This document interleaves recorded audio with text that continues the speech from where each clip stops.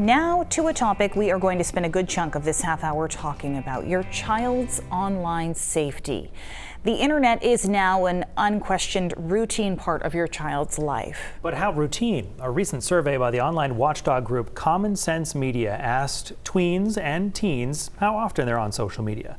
18% of tweens said they're on every day, even though most social media sites have a minimum age of 13.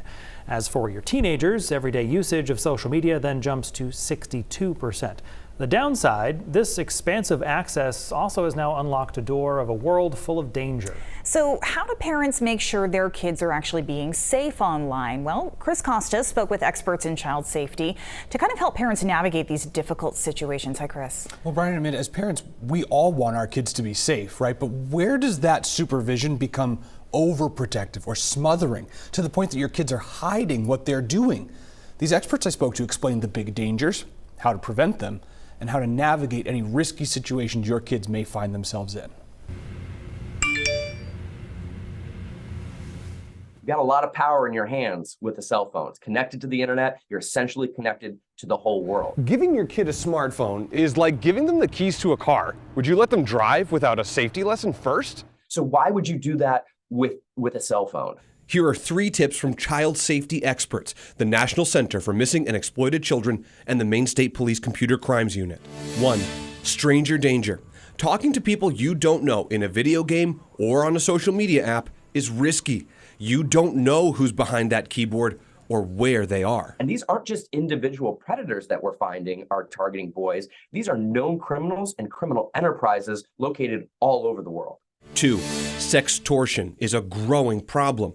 Predators pretend to be someone familiar, stealing names and pictures to get your child to send them explicit images of themselves. It's very easy. The predators know exactly what buttons to push, what things to access, what things to say. These experts say predators' trends have changed. They used to target young girls in hopes of tricking them into sending explicit images.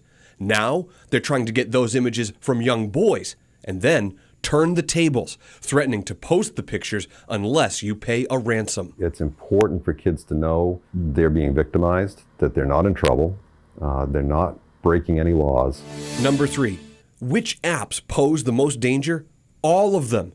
Any social media app or game connected to the internet makes your kid vulnerable. There's no one app, if you will, that kids will be, more at risk in using. They're not necessarily dangerous, it's how people use them. So how does a parent find the balance between supervising their kids and trusting them? A lot of parents I work with have rules around, yes, you can have this account, and I'm gonna have, permissions to check in on it every now and then. Licensed clinical psychologist Britt Evans adds some tips. 1, start talking to your kids at a young age. Guidelines and limits look very different at age 12 compared to age 17, 18. And I would think about it as guardrails or training wheels, or however you want to think about it, that they can slowly relax over time. The FBI says parents should have access to their child's accounts and devices and be able to log in at any time. It is helpful and important to talk about why they're doing this. Why do they want to check their phone, rather than just saying, this is the rule, this is the way it is. Number 2, teach them the warning signs and when to stop, block, and tell. Stop all communication with them. Block that communication, block them from whatever platform, even if that means shutting down your account, and then tell a trusted adult. You need to be proactive and make sure that you're preventing these risky situations from even happening in the first place.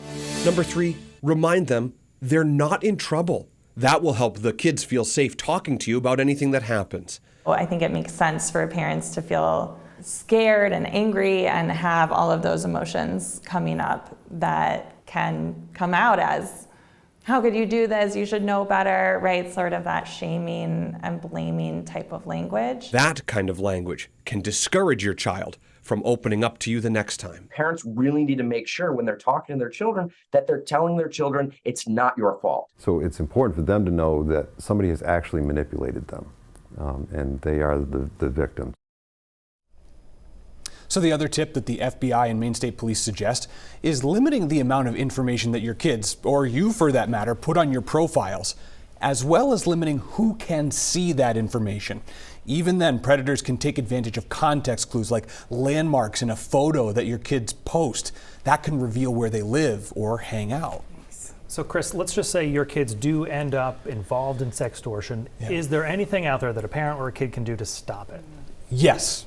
The National Center for Missing and Exploited Children just put out a new tool that can comb the internet to find any of those revealing or compromising images and take them down.